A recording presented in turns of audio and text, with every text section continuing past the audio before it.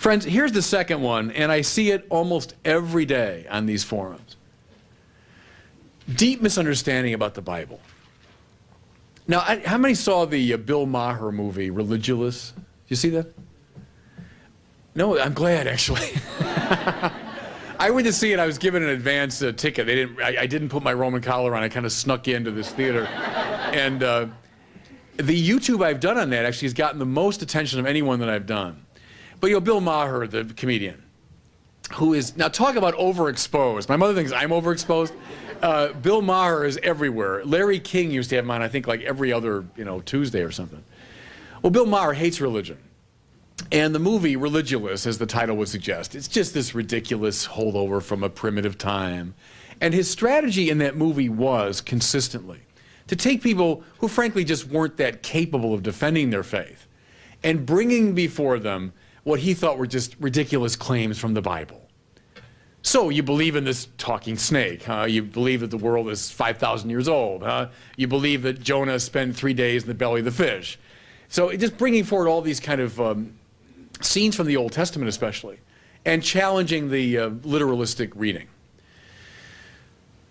Here's a first response now when I come up against this sort of biblical literalism. The Bible is not so much a book as a library. I think once you see that, an awful lot gets cleared up. The Bible is a collection of texts from a wide variety of genre, written at a wide variety of different times, written by different authors for different purposes. You've got in the Bible sometimes some relatively straightforward history. Think of, 1 and 2 Samuel or something. You've got an apocalypse in the Bible, like the book of Daniel or the book of Revelation. You've got letters in the Bible, like Paul to the Romans or Paul to the Galatians. You've got saga in the Bible, like the beginning of the book of Genesis. You've got gospels in the Bible, their own unique genre.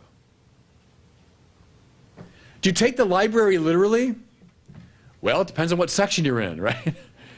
You walk in the library, you walk into the history section, okay. You walk into a journalism section, you look at old newspapers. Yeah, you take that more or less straightforwardly. But now you wander into the poetry section. You wander into the mythology section. You wander into the epistolary section. If you approach those texts with the same clunky interpretive lenses that you use to read literalistic texts, you will ipso facto misread them. One of the disciplines we learn in hermeneutics or interpretation theory is how to take off and put on different sets of glasses. One of the most fundamental questions you can ask about any text is, what kind of text is this?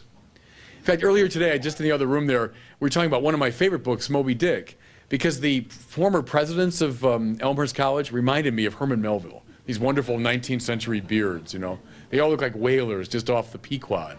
Beautiful.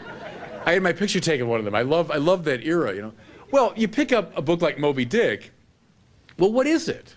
What is the first question you have to ask? What is this? Oh, it's a journalistic account of a whaling adventure in the 19th century. No, come on, man. It's a novel, Once you know it's a novel, you approach it with the right set of lenses. One of the most fundamental problems is a lack of genre sensitivity in regard to the Bible. And I see it everywhere on the YouTube forums. Either it's straightforward history or it's just nonsense. That's the binary option. One thing I found, and maybe there's some English teachers here, and they can really help us with this. I have found in the general populace an extreme insensitivity to the way literary texts mean. Do you know what I'm talking about? A deep insensitivity to the way poetry functions, the way mythology functions, the way a novel functions. They all function in a very distinctive manner. But so often my interlocutors say straightforward history or journalism, option A, or nonsense, option B. Come on. There's all sorts of options in between those two. And the Bible is full of different genre. We have to be sensitive to that.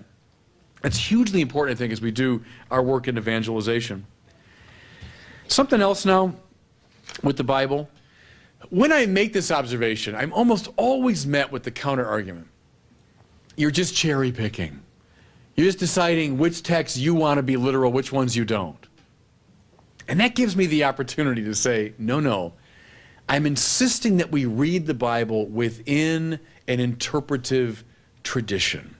Now, friends, I'm going to speak here very much out of the Catholic tradition. I don't think it's a good idea simply to pick up the Bible and read it. Just as I don't think it's a good idea to pick up Hamlet and read it. You know what I'm saying? Or pick up Moby Dick and just, I'm going to read it, and I understand how it works. Don't we, when we approach a text like Hamlet, a richly complex text, don't we automatically consult a long, disciplined, interpretive tradition? The long history of those who've read Hamlet, have wrestled with it, have argued over it. You pick up a book like Moby Dick, well, of course, you love to read all the critical history around the interpretation of it. Simply to pick it up on your own, without that preparation, without that discipline, is almost a guarantee that you'll misread it. So I argue with the Bible. We have to read it within the context of this richly disciplined and complex interpretive tradition that I would call the church. And here I'm not just restricting it to the Catholic Church. I mean the whole community of those over space and time who've read the Bible. That, I think, is something very much missing as people try to understand the Bible today. Here's something else. People say to me, oh, come on, Father, you're just responding with all stuff because science has finally forced you believers into these more symbolic or more subtle interpretations. And I'll say, no, man, go back to Origen, 3rd century. What do you find? Richly textured, symbolic, non-literalistic readings. Go back to Augustine, 4th, 5th century. What do you find? Same thing. Richly complex symbolic readings. Go up to Thomas Aquinas, go to St. Bernard, go throughout the Middle Ages, and you find the 4 senses of Scripture. I argue with these people that fundamentalism, the literalism that we see today, is really a modernism. It's an invention of the late 19th and early 20th centuries, when Christians were fighting against what they saw as an aggressive modernity. But in fact, you look back further in the Christian tradition, you find this very complex, satisfying, rich, interpretive tradition. I think bringing that to bear is very important as we do our work in evangelization.